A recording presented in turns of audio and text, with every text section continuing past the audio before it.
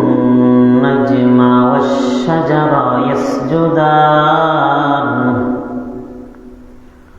وفضل زمانا على زمان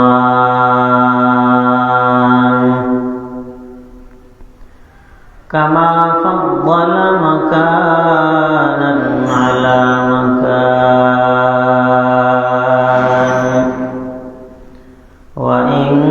وإنسانا على إنسان ونشهد أن لا إله إلا الله وحده لا شريك له لا جد له ولا ند له ولا مثل له ولا مثال له ونشهد أن سيدنا وسندنا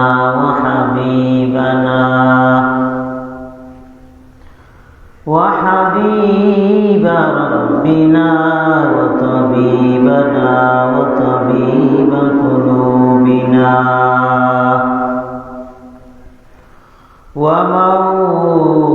ومولانا محمدا عبده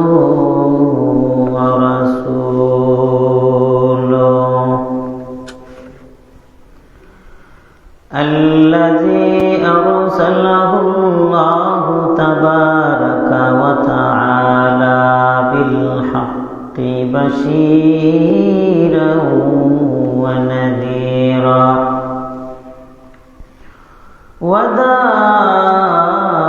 وداعيا إلى الله بإذنه وسراجا منيرا أما بعد فأعوذ بالله من الشيطان الرجيم بسم الله الرحمن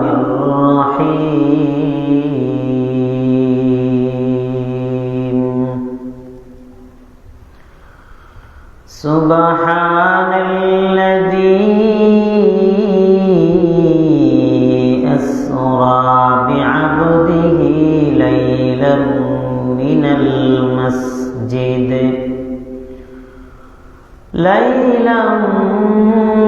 المسجد الحرام إلى المسجد الأقصى الذي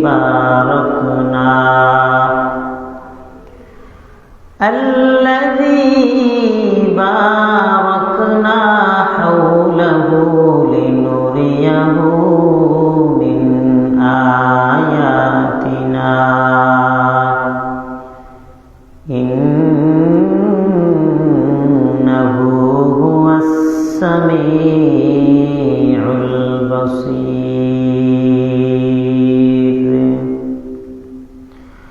وقال النبي صلى الله عليه وآله وسلم إن الله فضلني على الأنبياء وفضلني على الأمم أو كما قال النبي عليه الصلاة والسلام. صدق الله مولانا العظيم وصدق رسوله النبي الأمي الكريم. ونحن على ذلك لمن الشاهدين والشاكرين والذاكرين والحمد لله رب العالمين.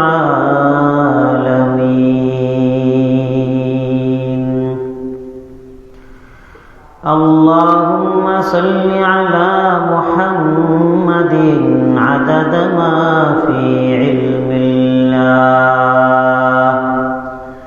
عدد ما في علم الله، صلاة دائما بدوام ملك الله.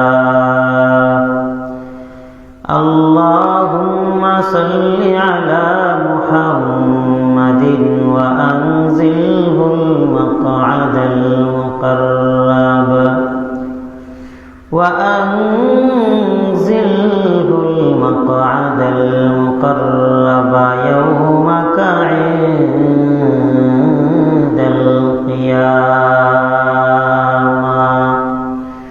محمد نے آکر کفر کو مٹھایا، کفر کو مٹھا کر صداقت بتایا، کفر کو مٹھا کر صداقت بتایا۔ আলহামদুলিল্লাহ। আল্লাহ রাব্বুল আলামিন মহান রবের দরবারে আমরা সকলেই শুকরিয়া আদায় করি যে আল্লাহ সুবহানাহু ওয়া তাআলা আমাদেরকে জুমার দিনে আল্লাহর ঘর মসজিদের মধ্যে আসা বসার তৌফিক দান করিলেন। সেই মহান মুনিবের দরবারে আমরা সকলেই আওয়াজ করে উচ্চ কণ্ঠে কালিমাতু শুকর আদায় করি আলহামদুলিল্লাহ।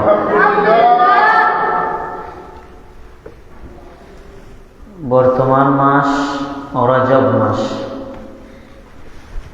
রজব মাসে আল্লাহর হাবিব হযরত মুহাম্মদ মুস্তাফা সাল্লাল্লাহু আলাইহি ওয়াসাল্লামের এই মাসে মেরাজ সংঘটিত হয়েছে। মেরাজ উরুজুন থেকে মেরাজ, উরুজ অর্থ হলো ঊর্ধ্বগমন হওয়া, মর্যাদাশীল হওয়া, মর্যাদাবান হওয়া, আল্লাহর দিকে মর্যাদা বেড়ে যাওয়া।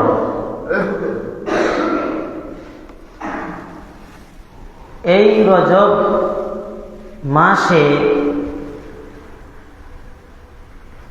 আল্লাহর হাবিব হযরত মুহাম্মদ মুস্তাফা সাল্লাল্লাহু আলাইহি ওয়াসাল্লামকে আল্লাহ পাক আল্লাহর সান্নিধ্যে নিয়েছিলেন। হযরত আদম আলাইহিস সালাতু ওয়াস সালাম থেকে শুরু করে ঈসা আলাইহিস সালাতু ওয়াস সালাম পর্যন্ত সমস্ত নবীগণ উম্মতদেরকে কালিমার দাওয়াত দিয়েছেন। সমস্ত নবীগণ উম্মতদেরকে কালিমার দাওয়াত দিয়েছেন, জান্নাতের সুসংবাদ দিয়েছেন, জাহান্নাম থেকে ভয় প্রদর্শন করেছেন। কিন্তু কোন নবীকেও আল্লাহ পাক বলেন নাই যে হে নবী আপনি আসুন আমার কাছে এসে দেখুন আপনি কোন জান্নাতের সুসংবাদ দিচ্ছেন আর কোন জাহান্নামের ভয় আপনি দেখাচ্ছেন। কোন নবীকে আল্লাহ এই কথা বলে নাই। কিন্তু কেবলমাত্র আমাদের নবী হযরত মুহাম্মদ মুস্তাফা সাল্লাল্লাহু আলাইহি ওয়াসাল্লাম, উনাকে কেবল আল্লাহ পাক বলেছেন হাবিব আপনি আপনার উম্মতদেরকে যেই জান্নাতের সুসংবাদ দিচ্ছেন, যেই জাহান্নাম থেকে ভয় প্রদর্শন করছেন, আপনি নিজে আসুন এবং সেই জান্নাত এবং জাহান্নাম ঘুরে দেখে যান। সুবহানাল্লাহ। এটা মেরাজ, মেরাজের রাত্রিতে রজব মাসে আল্লাহ পাক ঘটিয়েছিলেন। এই সংক্রান্ত কথা বলার পূর্বে আমরা এর আগে ভূমিকায় যথেষ্ট পরিমাণ একটা সময় দেই বোঝার ক্ষেত্রে। আমি যে হাদিস পাঠ করেছি, হাদিসে রাসূল বলেন ইন্নাল্লাহা ফাদ্দালানি আলাল আম্বিয়া, আল্লাহ পাক আমাকে সমস্ত নবীদের মধ্যে আলাদা শ্রেষ্ঠত্ব দান করেছেন। সুবহানাল্লাহ। 2 নাম্বার, ওয়া ফাদ্দালানি আলাল উমাম, এবং আমার উম্মতদেরকে সমস্ত নবীদের উম্মতের চাইতে শ্রেষ্ঠ মর্যাদাশীল উম্মত বানানো হয়েছে। তাহলে সারমর্ম কি দাঁড়ালো? যে আমাদের নবী হলেন শ্রেষ্ঠ নবী, আমাদের নবীর উম্মত হলেন শ্রেষ্ঠ উম্মত। আমাদের নবী হলেন শ্রেষ্ঠ নবী, আমাদের নবীর উম্মত হলেন শ্রেষ্ঠ উম্মত। এক কথায় শ্রেষ্ঠ নবীর শ্রেষ্ঠ উম্মত। সুবহানাল্লাহ। শ্রেষ্ঠ নবীর শ্রেষ্ঠ উম্মত, শ্রেষ্ঠ নবীর শ্রেষ্ঠ উম্মত। এই সবক আমাদের সকলের জবানে থাকার দরকার, জেহনে থাকার দরকার, যে আমরা হলাম শ্রেষ্ঠ নবীর শ্রেষ্ঠ উম্মত। এখন কথা হলো, নবীরা কিন্তু শ্রেষ্ঠ, সমস্ত নবীরাই কিন্তু শ্রেষ্ঠ, কিন্তু আমাদের নবী ওই সমস্ত নবীদের চেয়ে একটু বেশি শ্রেষ্ঠ। সমস্ত নবীরা, তাদের মধ্যে আল্লাহ পাক এমন কিছু গুণাবলী দিয়েছেন যা কোনো সাহাবায়ে কেরামদের মধ্যে দেন নাই। সাহাবায়ে কেরামদের মধ্যে এমন কিছু গুণাবলী আল্লাহ দিয়েছেন যা কোনো অলি আউলিয়াদের মধ্যে আল্লাহ দেন নাই। অলি আউলিয়াদের মধ্যে আল্লাহ পাক এমন কিছু গুণাবলী দিয়েছেন যা কোনো সাধারণ মুমিন মুসলমানকে দেন নাই। সাধারণ মুমিন মুসলমানকে আল্লাহ এমন কিছু গুণাবলী দিয়েছেন যা কোনো অমুসলিম বিধর্মীকে আল্লাহ দেন নাই। তাহলে অমুসলিম বিধর্মী থেকে একজন সাধারণ মুমিন মুসলমান শ্রেষ্ঠ, সাধারণ মুমিন মুসলমান থেকে একজন ওলি আউলিয়া শ্রেষ্ঠ, একজন ওলি আউলিয়ার চাইতে সাহাবায়ে কেরামগণ শ্রেষ্ঠ, আর সাহাবায়ে কেরামদের চাইতে সমস্ত নবী আম্বিয়া আলাইহিমুস সালাম শ্রেষ্ঠ, সমস্ত নবীদের চাইতে আমাদের নবী শ্রেষ্ঠ। সুবহানাল্লাহ। এখন বুঝতে হবে যে সমস্ত নবীগণ কেমন মর্যাদাশীল, আগে এটা বুঝতে হবে। সমস্ত নবীগণ কেমন মর্যাদাশীল। আল্লাহ রাব্বুল আলামিন হযরত ইব্রাহিম আলাইহিস সালাতু ওয়াস সালামকে বলেছিলেন যে আমি আপনাকে মানুষের ইমাম বানাবো। এই কথাটা আল্লাহ রাব্বুল আলামিন হযরত ইব্রাহিম আলাইহিস সালাতু ওয়াস সালামকে বলেছিলেন, ইন্নী জাইলুকা লিন-নাসি ইমামা, যে হে ইব্রাহিম, আমি তোমাকে মানুষের ইমাম বানাবো, নবী বানাবো, নেতা বানাবো। তখন হযরত ইব্রাহিম আলাইহিস সালাতু ওয়াস সালাম এই প্রস্তাবনার জবাবে বলেছিলেন, ওয়া মিন যুররিয়াতি, আমার বংশদের মধ্য থেকে আপনি আমার বংশদের মধ্য থেকেও নবী বানায়েন। আল্লাহকে বলেছিলেন। ইমাম, ইমাম হতে পারে, মুফাসসিরিনে কেরামরা লিখেছেন ইমাম হতে পারে 2 ধরনের লোক, 2 ধরনের ইমাম। এর মধ্যে এক ধরনের লোক হলো নবীগণ, আর এক ধরনের লোক হলো উলামায়ে কেরাম। তাহলে ইমাম হতে পারে কয় ধরনের মানুষ? 2 ধরনের। এক ধরনের মানুষ হলো নবীগণ, 2 ধরনের মানুষ হলো উলামায়ে কেরাম। এই 2 ধরনের মানুষ ইমাম হতে পারে। তাহলে আল্লাহ পাক হযরত ইব্রাহিম আলাইহিস সালাতু ওয়াস সালামকে যেই অফারটি দিয়েছিলেন, বলেন তো প্রথম প্রকারের নাকি দ্বিতীয় প্রকারের? প্রথম প্রকারের। প্রথম প্রকারের, কারণ নবীদের মধ্যেই তো ইমাম হয়। এজন্য আল্লাহ পাক ইব্রাহিম আলাইহিস সালাতু ওয়াস সালামকে বলেছিলেন যে ইন্নী জাইলুকা লিন-নাসি ইমামা, আমি আপনাকে লোকদের ইমাম বানাবো। তখন ইব্রাহিম আলাইহিস সালাম কি বললেন? যে আমার সন্তানদের মধ্য থেকেও, আমার বংশদের মধ্য থেকেও আপনি ইমাম বানায়েন, নবী বানায়েন।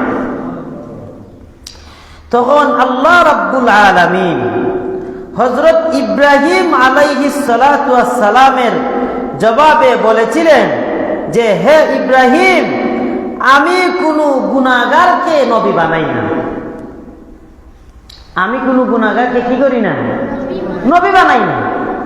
আমি কোনো জালেমকে, আমি কোনো গুনাহগারকে নবী বানাই না। তাহলে এই কথা থেকে একটা বিষয় সুস্পষ্ট হয়ে গেল যে আল্লাহ পাক কোনো গুনাহগারকে নবী বানান না, আর যিনি নবী হবেন তিনি গুনাহ করতে পারেন না। সুবহানাল্লাহ। তাহলে কি ক্লিয়ার হলো যে আল্লাহ পাক কোনো গুনাহগারকে কি করেন না? নবী বানান না, আর যিনি নবী হবেন তিনি কোনো গুনাহ করতে পারেন না। তাহলে আমার এই প্রাথমিক ভূমিকার কথাগুলো খুব ঠান্ডা মাথায় আপনারা বুঝতে হবে, তাহলে পরবর্তী আলোচনা বোঝাটা সহজ হবে। এই জায়গা থেকে আমরা একটা জিনিস বুঝতে পারলাম যে সমস্ত নবীগণ হলেন মাসুম, নিষ্পাপ। সমস্ত নবীগণ কি? নিষ্পাপ। বলেন, এতটুকু বলেন, সমস্ত নবীগণ নিষ্পাপ। কোন নবীদের কোনো গুনাহ নাই। এটাকে আহলে সুন্নাত ওয়াল জামাতের ভাষায় বলা হয় ইসমতে আম্বিয়া, মানে সমস্ত নবীগণ হলেন নিষ্পাপ, সমস্ত নবীগণের কোনো গুনাহ নাই। সুবহানাল্লাহ। তাহলে এটা নবীগণের প্রধান বৈশিষ্ট্য। এটা নবীগণের কি বৈশিষ্ট্য? প্রধান বৈশিষ্ট্য। কি বৈশিষ্ট্য? যে সমস্ত নবীগণ বেগুনাহগার, তাদের কোনো গুনাহ নাই। সমস্ত নবীগণের কোনো গুনাহ নাই, এটা নবীগণের প্রধান বৈশিষ্ট্য। এটা কি আমাদের নবীর একা বৈশিষ্ট্য না সমস্ত নবীদের? সমস্ত নবীদের, যে সমস্ত নবীগণ মাসুম, নিষ্পাপ, সমস্ত নবীগণের কোনো গুনাহ নাই। এটা আহলে সুন্নাত ওয়াল জামাতের আকীদা। কেউ যদি মনে করে কোনো নবী গুনাহগার ছিলেন, সাথে সাথে সে আহলে সুন্নাত থেকে বাহির হয়ে যাবে। তাহলে আমাদের নবী সহ সমস্ত নবীদের কোনো গুনাহ নাই। এটা নবীদের এক নম্বর বৈশিষ্ট্য। দুই নম্বর বৈশিষ্ট্য হলো, হাদিসের মধ্যে আছে যে সমস্ত নবীগণ কবরের মধ্যে জীবিত। সুবহানাল্লাহ বলেন। আল আম্বিয়াউ আহইয়াউন ফি কুবুরিহিম ইউসাল্লুন। সমস্ত নবীগণ কবরের মধ্যে জীবিত, এমনকি সমস্ত নবীগণ কবরের মধ্যে নামাজরত অবস্থায় আছেন। আচ্ছা বলেন, এটা নবীগণের আলাদা বৈশিষ্ট্য কিনা? এটা নবীদের আলাদা বৈশিষ্ট্য। আমরা যদি মরে যাই, আমরা কি কবরে জীবিত থাকবো? আমরা থাকবো? আমরা কবরে জীবিত থাকবো না। তাহলে এটা নবীদের আলাদা বৈশিষ্ট্য যে সমস্ত নবীগণ কবরের মধ্যে জীবিত, এমনকি কবরের মধ্যে তারা নামাজরত অবস্থায় আছেন। এটা নবীদের দুই নাম্বার বৈশিষ্ট্য। তিন নাম্বার বৈশিষ্ট্য হলো সমস্ত নবীগণ কবরের ভেতরেই থাকেন, কবর থেকে বাহির হন না। সমস্ত নবীগণ কবরের ভেতরেই থাকেন, কবর থেকে বাহির হন না। এটার দলিল স্বরূপ একটা হাদিস শুনি। নবী আমার হাদিস শরীফের মধ্যে আমার নবী বলেন, কোন উম্মত যদি আমি নবীর উপরে দুরূদ পড়ে, আমাদের নবী মুহাম্মাদুর রাসূলুল্লাহ, সবাই পড়ুন সাল্লাল্লাহু আলাইহি ওয়াসাল্লাম। আমার নবী বলেন, আমার কোন উম্মত যদি আমার উপরে একবার মাত্র দুরূদ পড়ে, আল্লাহ পাক এমন একজন ফেরেশতা নিযুক্ত করে রেখেছেন, আমার কোন উম্মত যেই জায়গা থেকে, যেই দেশ থেকে, যেই জায়গা থেকে আমার নামে দুরূদ পাঠায়, তার নাম, তার বাবার নাম, তার বংশ পরিচয়, কোন দেশ, কোন জায়গা, সব কিছু ডিটেলস ফেরেশতা আমি নবীর কবরের মধ্যে পৌঁছাইয়া দেয়। এক নম্বর।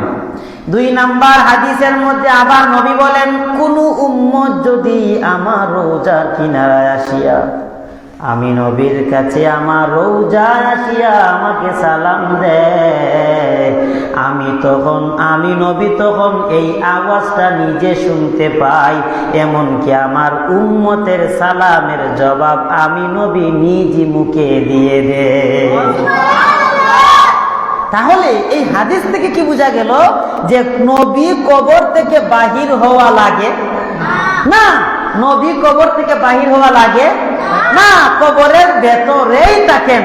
আমরা যারা দুরূদ পড়ি, আমাদের দুরূদ নেওয়ার জন্য নবী কি কবর থেকে আসা লাগে? নবী কি কবর থেকে আসা লাগে? নবী কবর থেকে আসা লাগে না, বরঞ্চ আমরা যদি এই জায়গার মধ্যে দুরূদ পড়ি, সাথে সাথে আমাদের নাম, আমাদের বংশ পরিচয়, আমাদের বাবার নাম, আমাদের 14 গোষ্ঠীর নাম সহ একজন ফেরেশতা নবীর কাছে পৌঁছাইয়া দেয়। আমার নবীও সাথে সাথে তার উম্মতের উপর আল্লাহর পক্ষ থেকে 10টা রহমত পৌঁছাইয়া দেয়। এই হাদিস দিয়ে কি বুঝলেন? যে সমস্ত নবীগণ কবরের ভেতরেই থাকেন, এমনকি আমাদের নবীও কবরের ভেতরেই থাকেন, কবর থেকে বাহির হন না। কিন্তু সমস্ত নবীগণ একবার মাত্র কবর থেকে বাহির হয়েছিলেন, সব নবীগণ। এটাও হাদিস থেকে প্রমাণিত। সমস্ত নবীগণ একবার মাত্র কোথা থেকে বাহির হয়েছিলেন? কবর হতে। বাহির হয়ে কোথায় গিয়েছিলেন এটা একটু পরে বলবো। এই কথাটা শুধু মাথায় রাখবেন যে আমি এই কথা বলেছি যে সমস্ত নবীগণ একবার কবর থেকে বাহির হয়েছিলেন, এই কথাটা শুধু মাথায় রাখেন। এখন বুঝেন, আমি যে বললাম যে আমাদের নবীর শ্রেষ্ঠত্ব সমস্ত নবীর চাইতে বেশি, আমাদের নবীর শ্রেষ্ঠত্ব সমস্ত নবীর চাইতে বেশি, এই কথা যে আমি বললাম, তাহলে এটার তো কিছু দলিলের দরকার। বুঝেন আমাদের নবীর শ্রেষ্ঠত্ব কেমনে বেশি। হাদিসের মধ্যে আসছে, আমার নবী বলেন, আমার উম্মতেরা তোমরা এমন বংশে বিবাহ করবা যেই বংশের মেয়েরা অধিক অধিক অধিক অধিক বাচ্চা দেয়। আমাদের নবী বলেন, হে আমার উম্মতেরা, এমন বংশের মেয়েদেরকে তোমরা বিবাহ করবা যেই বংশের মহিলারা মেয়েরা অধিক বাচ্চা দেয়, এমন বংশে তোমরা বিবাহ করবা। এখন প্রশ্ন আসতে পারে, হুজুর কোন বংশের নারীরা বেশি বাচ্চা দেয় আমরা কেমনে বুঝবো?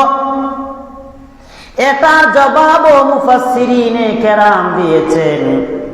যদি তুমি দেখো এই মেয়ের মায়ের সন্তান অধিক, এই মেয়ের দাদির সন্তান অধিক, এই মেয়ের নানির সন্তান অধিক, একটা মেয়ে তার বংশ পরম্পরা যদি তত্ত্ব নেও, তাহলে বুঝতে পারবা এই বংশের নারীরা সন্তান কম দেয় নাকি বেশি দেয়।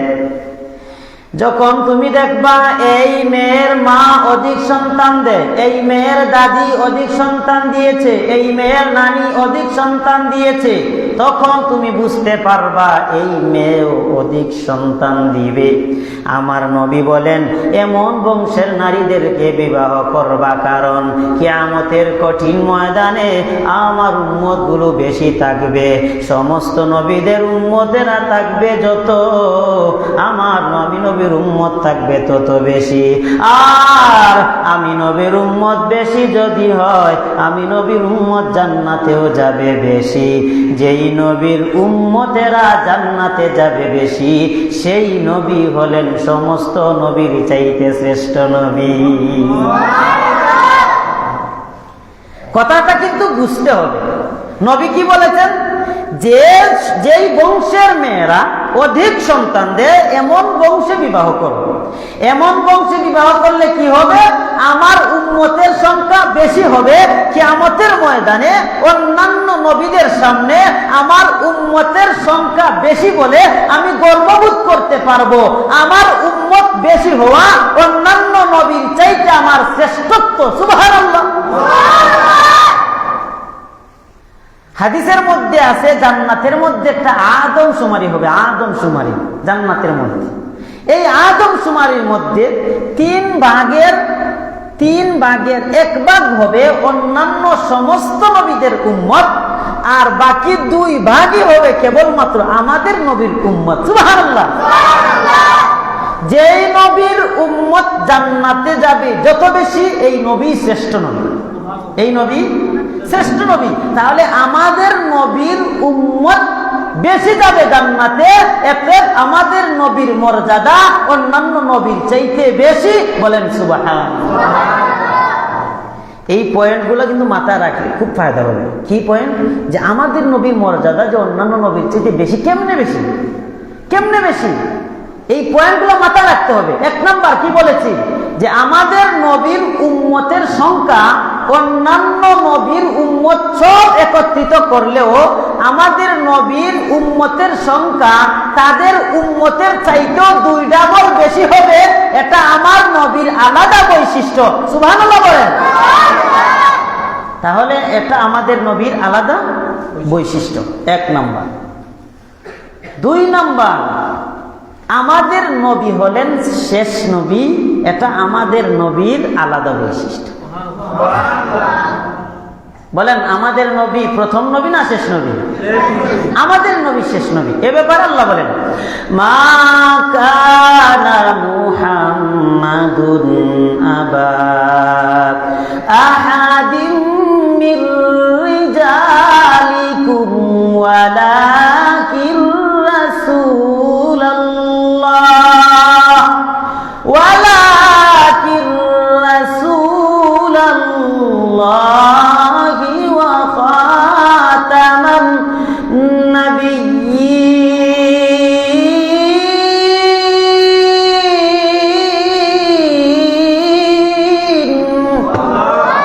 আমাদের নবী হলেন শেষ নবী।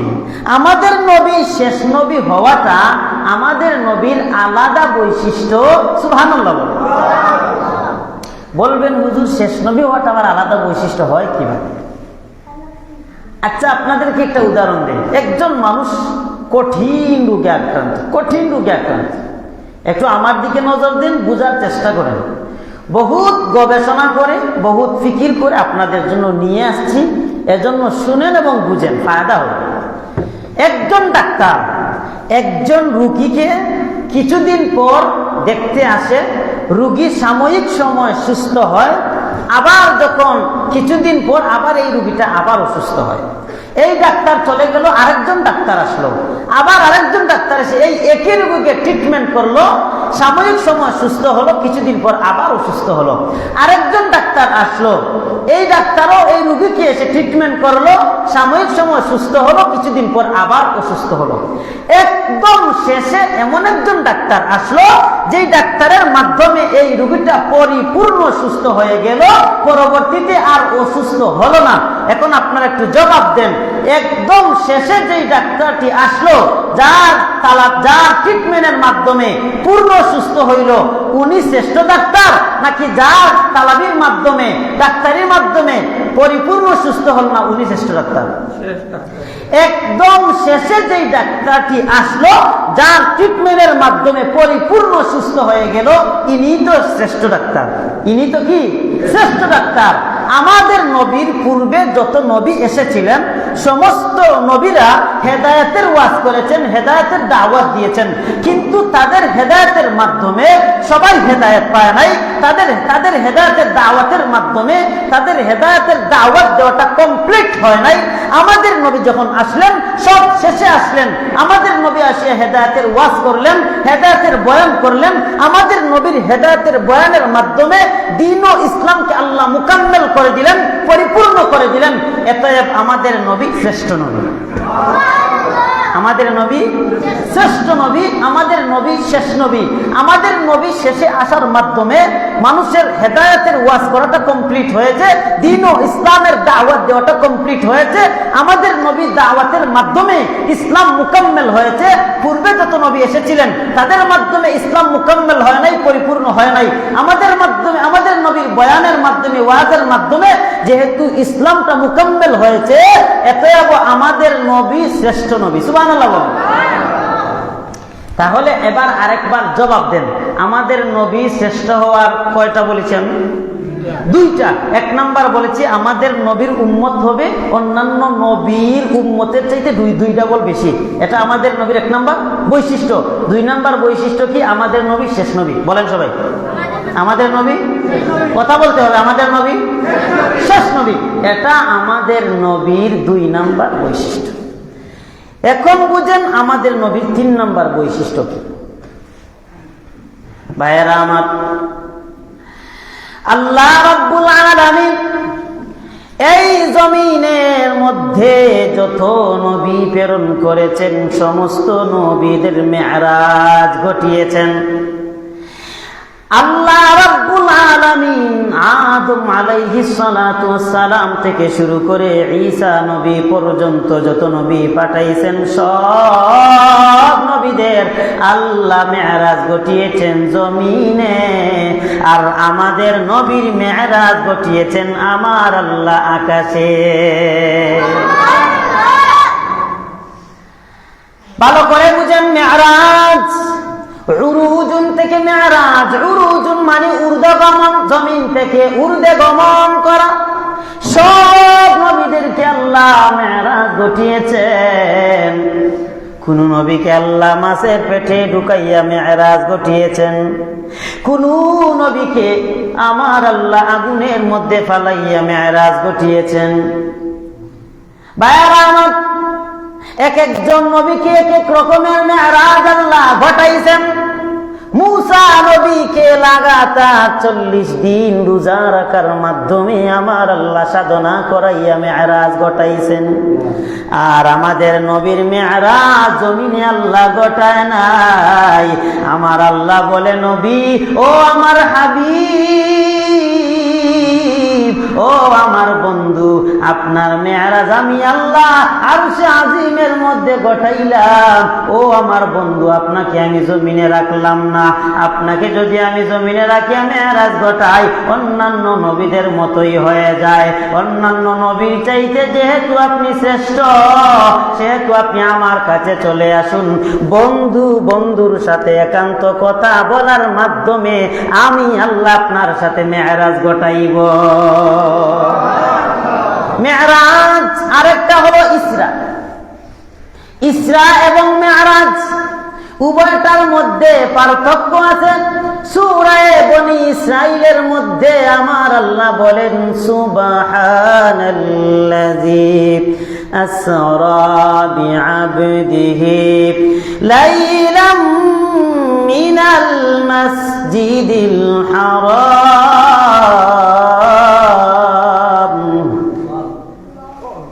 এই জায়গার মধ্যে খুব খেয়াল করে বুঝেন, সুবহান আল্লাহ মেরাজের বয়ান করতে গিয়ে সর্বপ্রথম যেই শব্দটা আনলেন শব্দটা হলো সুবহান।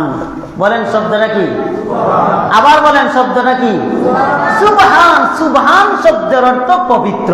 সুবহান তো পবিত্র। এখন আল্লাহ মেরাজের বয়ান করতে গিয়ে সর্বপ্রথম সুবহান কেন আনলেন? সুবহান পবিত্র, এর অর্থ কি আল্লাহ অপবিত্রতা থেকে পবিত্র? এটা নয়। আল্লাহ তো সর্বাবস্থায় পবিত্র। আমরা যেভাবে নাপাকি থেকে পবিত্র হই এভাবে পবিত্র নয়। আল্লাহ পবিত্র, এর অর্থ হলো আল্লাহ সমস্ত অক্ষমতা থেকে পবিত্র, আল্লাহ সমস্ত দুর্বলতা থেকে পবিত্র। সুবহানাল্লাহ জুড়ে বলেন। আমাদের ঘুমের দুর্বলতা আছে, আমাদের অক্ষমতার দুর্বলতা আছে, কিন্তু আল্লাহর জন্য কোনো কিছু অক্ষম নয়। আল্লাহ কোনো কিছুতেই দুর্বল নয়। আল্লাহ সব কিছুতেই সক্ষম, এমনকি আল্লাহ সব কিছুতেই শক্তিশালী। আল্লাহকে দুর্বলতা গ্রাস করতে পারে না। এজন্যই আল্লাহ সর্বপ্রথম যেই শব্দটা আনলেন এই শব্দটা হলো সুবহান। সুবহান। আমি আপনাদেরকে বয়ানের ফাঁকে ফাঁকে, যেহেতু আজকে সময় নাই, আগামী জুমাতে আমি বয়ানের ফাঁকে ফাঁকে যত আশ্চর্যজনক কথা বলবো, আমি যদি জিজ্ঞেস করি যে এটা কিভাবে সম্ভব হলো, আপনারা জবাব দিবেন আল্লাহ হলেন সুবহান। আল্লাহ হলেন। আমি যত জায়গায় জিজ্ঞেস করব এটা কিভাবে সম্ভব, আপনারা কি বলবেন? আল্লাহ হলেন। বলেন না আল্লাহ হলেন সুবহান। এজন্য আল্লাহ সর্বপ্রথম সুবহান শব্দটা আনছেন। সুবহান এনে সব প্রশ্নের জবাব দিয়ে দিলেন। কারণ মেরাজের বয়ান শুনতে হলে এই মাইন্ড রাখতে হবে, বাপরে বাপ এত আশ্চর্য ঘটনা কেমনে সম্ভব? এই সব প্রশ্নের জবাব একটাই, আমরা মানুষ, আমরা অক্ষম, আমাদের দ্বারা সম্ভব নয়।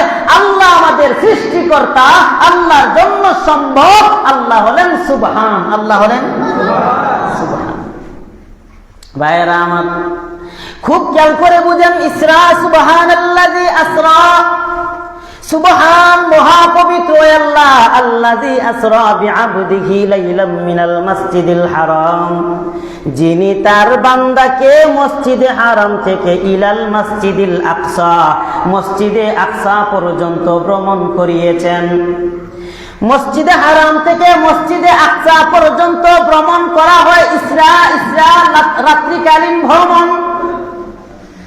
মসজিদে হারাম থেকে মসজিদে বায়তুল মুকাদ্দাস, মসজিদে আকসা পর্যন্ত ভ্রমণ করাকে বলা হয় ইসরা, রাত্রিকালীন ভ্রমণ। আর বায়তুল মুকাদ্দাস থেকে ঊর্ধ্বগমনকে বলা হয় মেরাজ। যেই জায়গা থেকে আমার নবীকে উপর দিকে নেওয়া হয়েছে এটাকেই বলা হয় মেরাজ। তাহলে মসজিদে হারাম থেকে বায়তুল মুকাদ্দাস পর্যন্ত সফরকে বলা হয় ইসরা।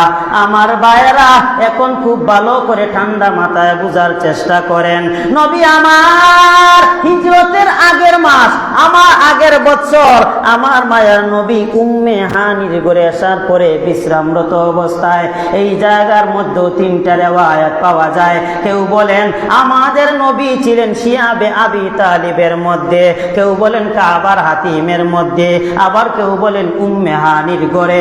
আমার নবী এই তিনটা হালতের কথা মধ্যে প্রসিদ্ধ যেই রিওয়ায়াত, সেটা হলো নবী আমার উম্মে হানির ঘরে আসার পরে বিশ্রাম নিচ্ছিলেন। আমার ভাইয়েরা খুব ভালো করে বুঝেন, রজব মাসের 27 তারিখ, বর্তমান যেই মাস রজব মাস, এই মাসের 27 তারিখে আসার পরে আমার নবী বিশ্রাম নিচ্ছিলেন। পরিপূর্ণ ঘুমেও নয়, আবার পরিপূর্ণ জাগ্রত নয়, এমন একটা হালতে হঠাৎ করে জিবরিল আমিন ঘরের মধ্যে চলে আসলেন। আবার জিবরিল আমিন আসতে গিয়ে দরজা দিয়ে আসেন নাই, সরাসরি চাঁদটাকে কর্তন করিয়া, সরাসরি এই চাঁদটাকে কর্তন করিয়া, চাঁদটাকে ফাটল করিয়া, চাঁদ দিয়া সরাসরি জিবরিল আমিন নবীর সামনে চলে আসলেন। আমার ভাইয়েরা, আসার পরে দেখলেন আমার নবী বিশ্রামের হালতে। আমার নবীকে জিবরিল আমিন এত সহজে ডাক দেয় নাই। জিবরিল আমিনকে আল্লাহ 600 ডানা দিয়া বানাইছে। এই 600 ডানার একটা অংশ দিয়া আমার নবীর পায়ের সাথে হালকা করে মৃদু আওয়াজ দিয়া লাগাইছে। যেই মাত্র জিবরিল আমিনের তার ডানার অংশ নবীর পায়ের সাথে হালকা করে লাগাইলেন, এমনিতে আমার নবী সাথে সাথে চেয়ে বসলেন।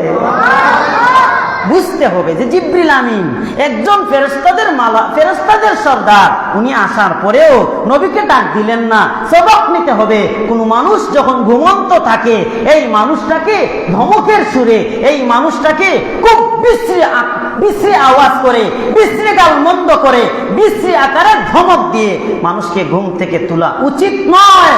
যদি মানুষ ঘুম থেকে তোলার সময় ভয়ঙ্কর আওয়াজ দিয়ে তোলা হয়, অনেক সময় মানুষ ঘুম থেকে উঠার পরে পুরা এলোমেলো হয়ে যায়, কি বলে কি করে, সময় কয়টা বাজে কিছুই বলতে পারে না।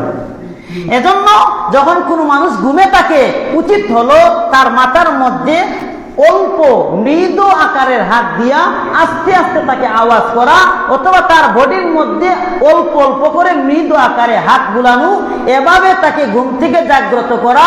এই সবকটাই জিবরিল আমিন সর্বপ্রথম দিলেন। সুবহানাল্লাহ বলেন। আমার ভাইয়ারা, সময় শেষ। আজকে অনেক আলোচনা আছে এই সামনে মাহফিল, মসজিদের এই মসজিদ সংক্রান্ত। একদম আমি একটা দ্বার প্রান্তে নিচ্ছি, 2-1 মিনিটের ভিতরে দ্বার প্রান্তে নিয়ে শেষ করে দিচ্ছি, খুব খেয়াল করেন। যেই মাত্র জিবরিল আমিন আমার নবীকে জাগ্রত করলেন, জিবরিল আমিন আমার নবীকে নিয়ে সোজা উপরের দিকে উঠে গেলেন। যেই মাত্র উপরে উঠলেন, যেই চাঁদটাকে জিবরিল আমিন কর্তন করে ফাটল করে ভিতরে ঢুকলেন, সাথে সাথে অটোমেটিকলি এই চাঁদটা আবার মিলিত হয়ে গেল। আমার ভাইয়েরা, এই চাঁদটা ফাটাইয়া ঘরের ভিতরে ঢুকলেন, আবার চাঁদটা যখন তিনি বাহির ঘরে গেলেন, চাঁদটা নিজে নিজে আবার লেগে গেল। আমাকে একটু জবাব দাও, এটা কেমনে সম্ভব? আওয়াজ করে বলেন আমার আল্লাহ বলেন সুবহান। এটা কেমনে সম্ভব? কোন মিস্ত্রি লাগলো না, জয়েন্ট দেওয়ার জন্য আলাদা কোনো মানুষ প্রয়োজন হলো না। চাঁদ ফাটাইয়া ঢুকলেন, বাহির হওয়ার পর চাঁদ নিজে নিজে লেগে গেল। কেমনে সম্ভব?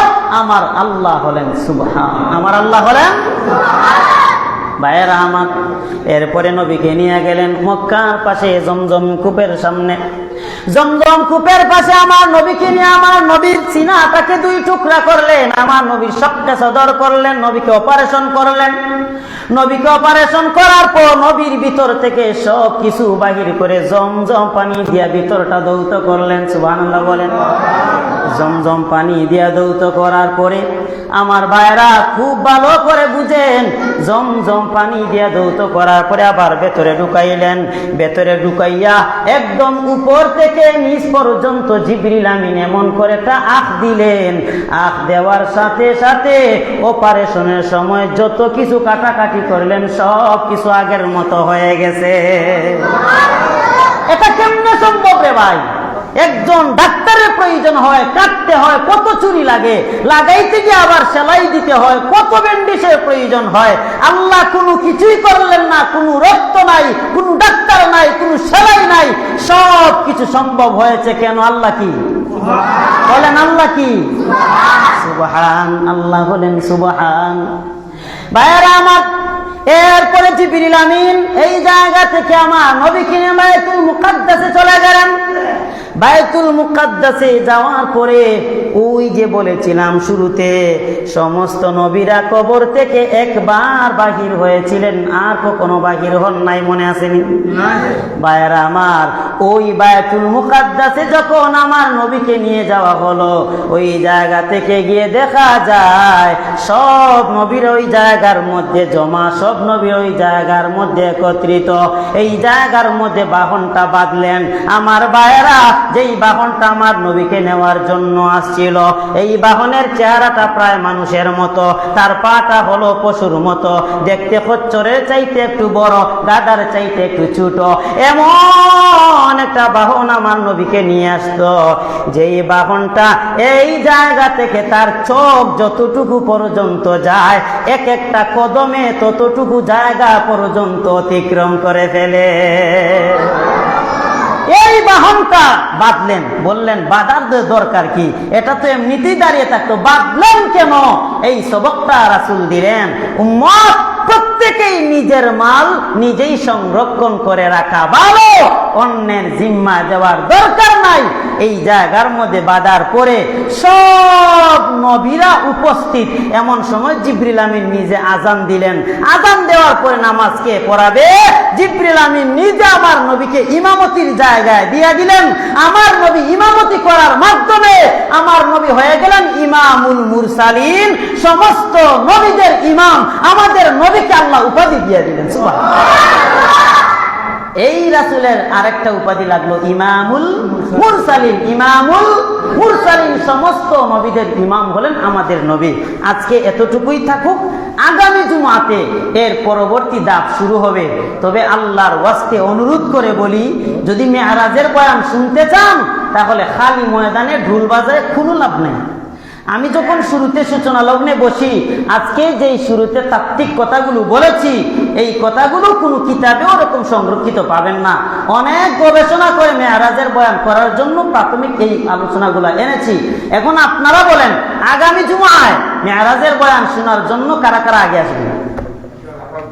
শুনেন, এখানে মসজিদের ভিতরে কাউকে খুশি করার জন্য না, আজান হওয়ার সাথে সাথে আসবেন। মেরাজের বয়ান শুনে আশ্চর্যান্বিত হবেন, আল্লাহ তার বন্ধুর সাথে কি ঘটাইছেন। আল্লাহু আকবার বলেন। আসবেন ইনশাআল্লাহ। আজান হওয়ার সাথে সাথেই আসবেন, যাতে মেরাজের বয়ান অন্তত আপনাদের সবাইকে নিয়ে করতে পারি। আগেই বলেছি, মেরাজের সব কথাটাই আশ্চর্যজনক, যার কারণে আল্লাহ সর্বপ্রথম যেই শব্দ ব্যবহার করেছেন, শব্দটার নাম সুবহান। শব্দটার নাম সুবহান। আল্লাহ সমস্ত অক্ষমতা থেকে পবিত্র, আল্লাহর দ্বারা সব সম্ভব। আল্লাহ রাব্বুল আলামিন মেরাজের বয়ান আমাদেরকে আগামী সপ্তাহে শুরুতে এসে সবকিছু জানার, শোনার, মানার আল্লাহ যেন তৌফিক দান করেন, বলেন আমিন। মুসল্লিয়ানে কেরাম, আমাদের